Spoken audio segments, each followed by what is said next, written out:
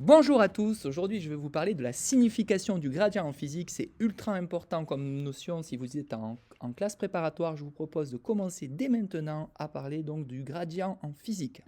Donc on va commencer par évoquer ensemble une chose très importante. Il faut prendre conscience qu'un gradient c'est un vecteur, c'est-à-dire qu'il concerne une différentielle et permet de voir l'évolution d'une grandeur dans l'espace. Voyons ensemble la définition du gradient à une dimension. Donc on s'appuie sur cette courbe ici, où si on veut définir tout simplement d de f, c'est tout simplement d rond f sur d rond x, alors d de f sur d de x dx si on veut faire simple, c'est-à-dire que ça concerne tout simplement la pente ici de notre fonction, c'est-à-dire tout simplement la dérivée de f de x, et on pourrait écrire ça sous cette forme. Et si je voulais définir le gradient, grâce à cette définition, je pourrais écrire que c'est d de f égale grade de f, scalaire dl, et c'est sur ça que nous allons nous baser sur tout le long de cette étude. Donc bien rappeler que, du coup, le grade de f, si on le définit à une seule dimension, c'est d rond f sur d rond x, ux. Donc c'est assez simple à retenir, c'est bien un vecteur, il n'y a aucun souci avec ça. On va maintenant évoquer ensemble le gradient à deux dimensions. Et si on s'intéresse ici à une carte IGN où chaque courbe, c'est une courbe équialtitude, donc ça veut dire qu'il est de même altitude sur chaque courbe, on va évoquer ensemble donc des courbes de niveau représentant la même altitude. Pour faire simple, ici on voit que la pente est très faible puisqu'on passe de 1000 à 1100 mètres avec une distance, on va dire, relativement importante, alors que ici, la pente sera très élevée ici, puisqu'on passe de 1000 mètres à 1100 mètres de manière avec une distance très très courte. Et donc, on voit bien que si on voulait définir le gradient de l'altitude, ici grade de h, il serait perpendiculaire à la courbe ici de niveau, et il serait orienté toujours vers les hautes altitudes. Et donc on peut définir du coup le grade de h comme étant toujours un accroissement de h suivant x, un accroissement de h suivant y, donc comme étant la dérivée de h par rapport à x, et réécrire que d de h c'est grade de h scalaire dl, ou encore d rond h sur d rond x, d rond h sur d rond x dx, plus d rond h sur d rond y dy. Et donc, on peut réécrire ça sous la forme d2f, c'est grade de h, scalaire dl, où je l'ai développé, c'est dx, ux, dy, uy. Et on voit bien du coup que par identification, finalement, grade de h, ça ne peut être que d rond h sur d rond x, ux, d rond h sur d rond y, uy. Et on peut réécrire ça sous cette forme, donc ça c'est la même forme que je viens d'écrire, ou encore grade de h à deux dimensions, c'est bien d rond h sur d rond x, ux, plus d rond h sur d rond y, uy. Retenez bien que donc, si on veut généraliser à deux dimensions avec grade de f, ça sera grade de f, c'est égal à d rond f sur d rond x, ux, plus d rond f sur d rond y, uy. Revenons maintenant aux propriétés générales du gradient. Donc un gradient est toujours perpendiculaire aux courbes iso-altitude, car si on veut calculer la variation de h, il est caractérisé par deux accroissements, l'un sur x, l'un sur y. Le gradient est toujours orienté vers les zones d'altitude élevée. Ici, c'est les altitudes élevées, mais ça pourrait être la température élevée, les potentiels élevés, etc. C'est toujours vers les zones élevées. Plus les variations sont courtes dans l'espace, plus la norme du gradient est importante. Ainsi, si vraiment nous devions dessiner deux vecteurs grade de h, ici il serait tout petit, ici dans cette zone il serait nettement plus grand.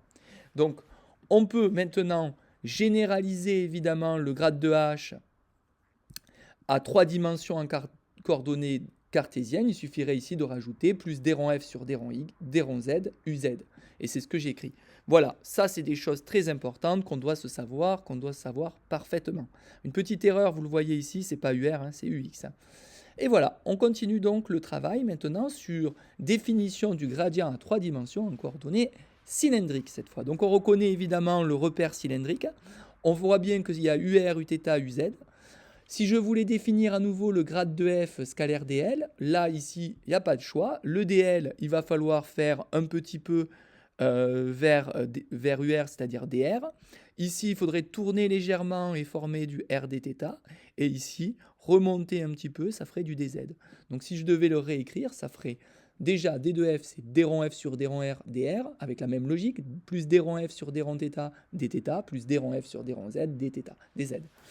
Et si on veut effectivement montrer que le vecteur dl, c'est ce que j'ai écrit tout à l'heure, c'est d de r ur, r dθ uθ, dz uz, Dans ces cas-là, si vous voulez trouver le grade de f par identification à la définition, hein, en définitive du d de f, eh bien on voit bien qu'il va falloir, ici, on voit qu'on a du r dθ, mais qu'en le multipliant, il faut qu'on enlève le r, puisque la définition, c'est d rond f sur d rond θ dθ.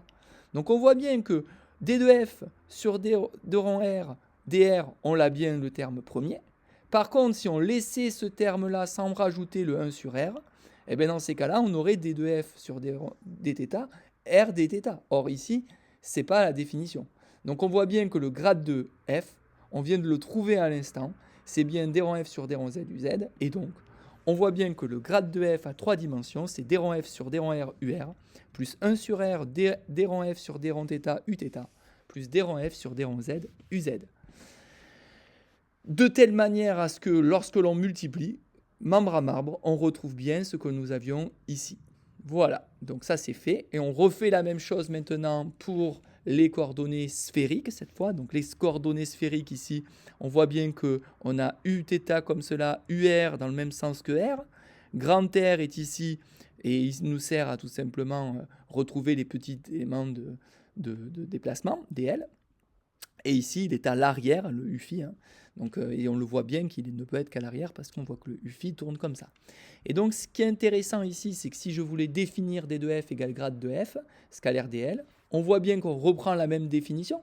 C'est d rond f sur d rond r dr, plus d rond f sur d rond θ dθ, plus d rond f sur d rond phi dφ. Regardons avec moi la petite souris pour voir comment on fait pour trouver le d de l. Donc, le d de l sur ur, ça sera dr, pas de souci. Là, on tourne légèrement pour avoir du dθ, donc ça va faire du r dθ à nouveau.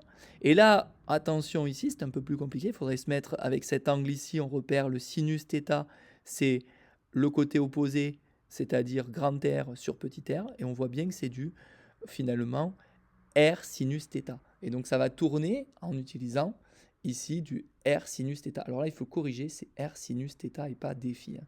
C'est pas du r sinus phi. Je crois que j'ai pas fait l'erreur après, voilà, c'est bien ça. Donc ici, c'est r sinus θ, donc on corrige là, hein. Ça c'est faux, là c'est juste. Et donc on voit bien que si on veut retrouver le grade de f, eh bien, on voit bien que là, il faut rediviser par 1 sur r pour retrouver évidemment que d de f sur d rond θ dθ.